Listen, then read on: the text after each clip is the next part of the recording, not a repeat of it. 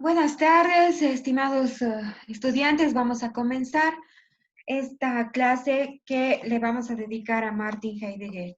No voy a hacer, tengo preparada una pequeña biografía para ustedes. Les voy a pasar este material en Power. Van a poder tenerlo, estos dos esquemas que les he hecho. Pero directamente vámonos a su hermenéutica. Heidegger, sabemos, ¿no?, que es uno de los filósofos más importantes del siglo pasado, enorme filósofo alemán, lo conocemos nosotros por el PDF que tienen ustedes, que es esto de la filosofía. En su visión hermenéutica, que es circular como toda visión hermenéutica, Martin Heidegger nos va a hablar en este su libro, Ser y Tiempo, que es uno de los libros más importantes en el orden de la filosofía y uno de los más complejos también. En el capítulo quinto de Ser y Tiempo, marca este círculo hermenéutico que lo vamos a ver ahora muy sucintamente, se los he diagramado entonces para entenderlo de mejor forma.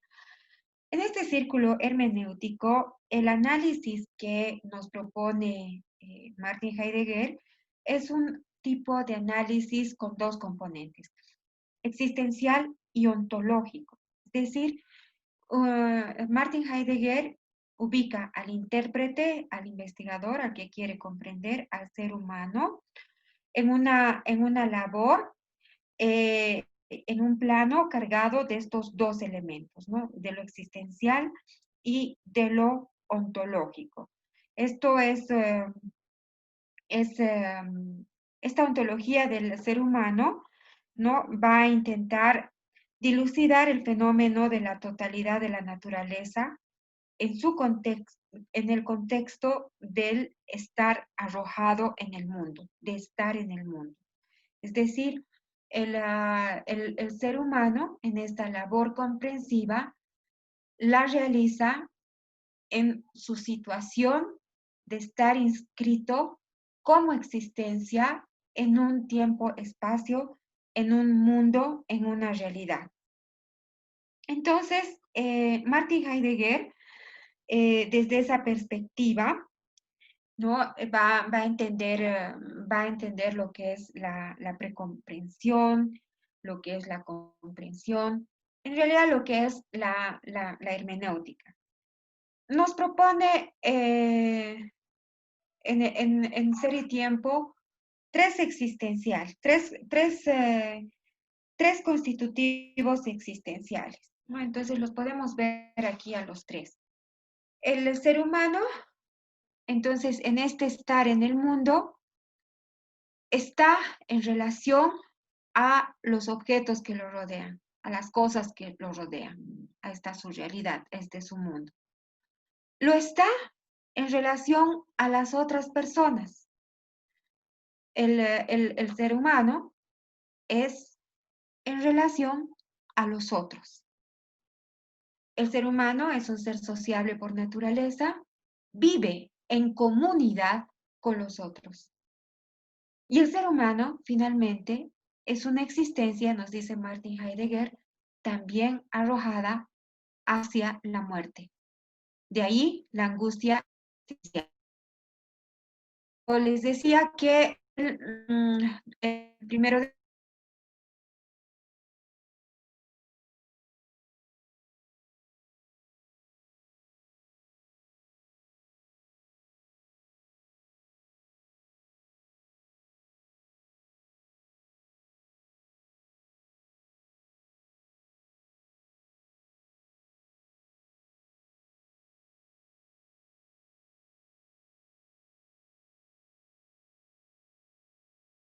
cómo enfrentamos o cómo nos desenvolvemos o cómo nos relacionamos en estos tres existenciales y cómo realizamos o nos realizamos nuestra existencia. Por ejemplo, las cosas que nos rodean en este mundo nos causan preocupación, porque de esas cosas nosotros las utilizamos para vivir o para sobrevivir. Necesitamos alimentarnos, necesitamos beber, necesitamos un cobijo donde resguardarnos. Mínimamente eso necesitamos para poder sobrevivir. Obviamente que necesitamos más cosas, ¿no? Para tener calidad de vida, necesitamos de cosas, pues. Estos objetos necesarios para nuestra sobrevivencia o para nuestro vivir adecuadamente nos causan preocupación. Y estamos preocupados de tener un sueldo, de tener trabajo, de tener algo para poder comprar las cosas. Pero depende hasta qué punto estos objetos nos dominan, nos monopolizan en esa preocupación. Hay gente que tiene todo para vivir dignamente, para vivir bien, pero sigue preocupado, ¿no? Por tener más, por conseguir más. Los objetos de este mundo empiezan a tener dominio y tuición sobre él. Es lo que pasa con el capitalismo, ¿no? Uno quiere tener más cosas, ¿no? Más dinero, más bienes, a veces de forma ya innecesaria. ¿Qué pasa con nuestro ser en común? Ese ser que está en relación a los otros, ¿no? A las, ¿qué nos provoca esa relación con los otros? En esta relación, dice Martin Heidegger, que podemos tener una relación alienante o liberalizante. Alienante cuando utilizamos al otro, cuando lo convertimos en un objeto, cuando lo mediatizamos. Muchas de nuestras relaciones son alienantes.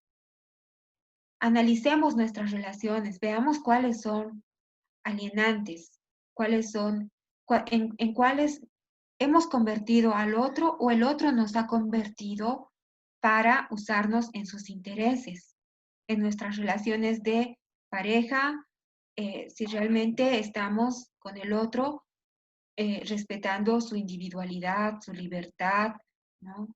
Su autonomía, o estamos con el otro para utilizarnos para nuestros fines particulares.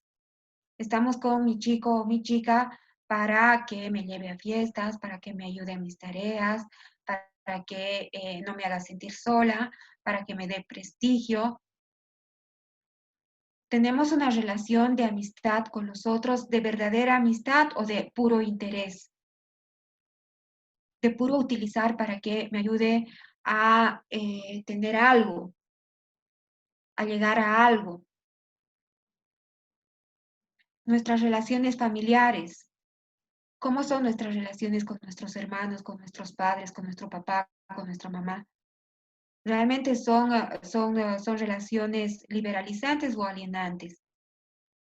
Tu madre te quiere a ti por ti mismo o porque eres un medio para que luego él no vaya a un asilo o para que lo cuides en su vejez o para que perpetúe su linaje. ¿Por qué estás casada o por qué estás casado? Para que sea más fácil tu vida, que alguien te lo limpie, te lo cocine, te atienda, te cuide.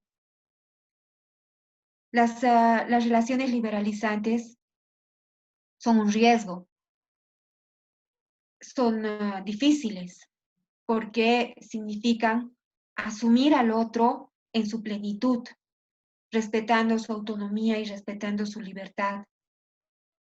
Y establecer relaciones liberalizantes también significa un trabajo muy grande, significa imponerte, en lo que tú piensas, en lo que tú crees, en lo que tú eres, en el ejercicio de tu libertad. Exigir que los otros no te mediaticen, no te utilicen, no te objetiven.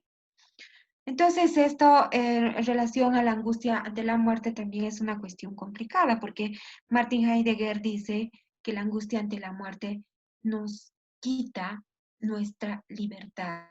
Estamos tan angustiados ante la muerte que eso nos genera una existencia impersonal. ¿Y qué es la existencia impersonal? Es ser uno con otro bajo el dominio de los otros. Dejar de ser uno mismo, lo que acabo de explicarles, estas relaciones alienantes. Eso nos genera una existencia impersonal, nos despersonaliza. Yo si utilizo al otro, si no lo veo como fin, sino como un medio para algo que me sirve, que lo instrumentalizo, lo estoy despersonalizando. Y cuando yo soy utilizada, cuando me utilizan, ¿no? Cuando me mediatizan para algo, cuando yo sirvo para algún fin del otro, yo también estoy despersonalizada, me despersonalizan. Y esta existencia impersonal, entonces, es un riesgo para la libertad, porque la libertad significa pensar por uno mismo, ejercer el criterio por uno mismo, ser uno auténticamente lo que es. Y ese riesgo es terrible, es mucho riesgo, es mucho trabajo, es mucha responsabilidad. Y por eso muchas personas prefieren la existencia impersonal, prefieren ser ovejas, seguir a la manada, seguir a las ovejas, no hacer lo que hace todo el mundo, ¿no? Dejar de ser uno mismo, de poner la libertad en manos de otros. Y obviamente eso ocasiona un vacío. ¿Han escuchado ustedes del vacío existencial? Ese es el vacío que ocasiona. Un estado de existencia impersonal, un estado yecto, que se va llenando con cosas materiales, ¿no? Yo tengo un vacío, una carencia afectiva. ¿Con qué la lleno? Comiendo como descosida. La comida me va a llenar. Tengo un vacío tremendo. ¿Qué me llena? Estar con muchas personas, ser promiscuo, aferrarme a relaciones tóxicas. Tengo un vacío existencial. ¿Con qué lleno? Comprando, comprando más ropa, más cosas, más celulares de última moda. Tengo un vacío existencial. ¿Con qué lleno? Con las redes sociales. Estoy colgada de las redes sociales. Ese vacío de soledad lo lleno con todos los comentarios en redes. Me da la ilusión de que estoy con amigos, que estoy con otros, escuchando a otros, como loro lo que dicen las redes sociales, con la avidez de novedades, ¿no? Ese es el vacío del que nos llama la atención Martin Heidegger. Quiero, ¿se ve bien esta otra diapositiva? Sí, Lisa. Entonces, para continuar con esta parte que estaba hablando de la muerte del ser individual, de la angustia ante la muerte, entonces les había dicho, ¿no? Un poquito, si ven este cuadro, está reforzando lo que ya les había hablado en la última parte. Somos los seres humanos, somos seres arrojados a la muerte. No hay elección posible. No, es nuestro destino inevitable, impajaritable. No tenemos la más mínima elección de ser eternos, de librarnos de la muerte. Hemos visto, acabo de decirles que todo eso nos provoca una angustia que nos paraliza, ¿no? Porque sabemos que todo queda trunco con la muerte, que lo único inevitable es la muerte, que es el fin de esta nuestra existencia y por tanto es una amenaza para nuestra autonomía, para el ejercicio de nuestra libertad, para ser seres plenos. Podemos dejarnos vencer con esta angustia ante la muerte, ¿no? Y quedar en ese estado yecto despersonalizado del que les hablaba. ¿Qué nos dice Martin Heidegger que debemos hacer para no incurrir en este estado? Bueno, hay que ser valientes, aceptar que la muerte es algo inevitable. Hay que vencer la angustia de esa radical amenaza y hacernos cargo. Se necesita mucha valentía para ser tú mismo, para hacerte cargo de tus decisiones, para hacerte cargo de lo que tú realmente piensas, para hacerte cargo de tu propia voz, de tus propios deseos, para hacerte cargo de lo que tú eres. Solamente ese ejercicio valiente de la libertad, de tu libertad, puede determinar una existencia auténtica. Después de esto, es la parte que más me gusta de Martin Heidegger. En un segundo momento, Martin Heidegger va a analizar la existencia humana desde, desde el ser, del ser en sí, es decir, ya no va a tener esa mirada del ser en el mundo, sino va a volcar su mirada al ser en sí mismo. Eso ya lo vamos a ver bueno, se va a ver en el segundo Heidegger, que no lo vamos a ver nosotros, pero es una mirada ya hacia el mundo interior del ser humano.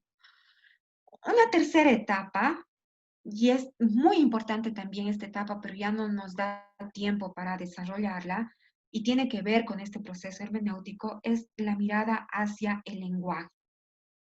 El lenguaje que es parte fundamental de la hermenéutica, porque configura no solamente la esencia, ¿no?, del ser humano, sino también que condiciona las formas de cómo conoce y cómo expresa ese conocimiento. Para Martin Heidegger, entonces, el lenguaje es fundamental, tan fundamental que él concibe que ser es ser lenguaje. Y dice una cosa bien bonita, Martin Heidegger, ¿no? El lenguaje es la morada del ser, es la casa del ser. El lenguaje es la morada del ser. Nosotros nos conocemos a nosotros mismos, sabemos quiénes somos a través del lenguaje. Nosotros conocemos la realidad, conocemos las cosas, los objetos de este mundo a través del lenguaje. Nos comunicamos con el mundo a través del lenguaje, nos comunicamos con los otros a través del lenguaje y nos comunicamos con nosotros mismos a través del lenguaje. Entonces son estos tres ámbitos. He desarrollado a mayor amplitud el primero, pero con esto podemos cerrar lo que compete a Martin Heidegger. Gracias, chicos. Listo.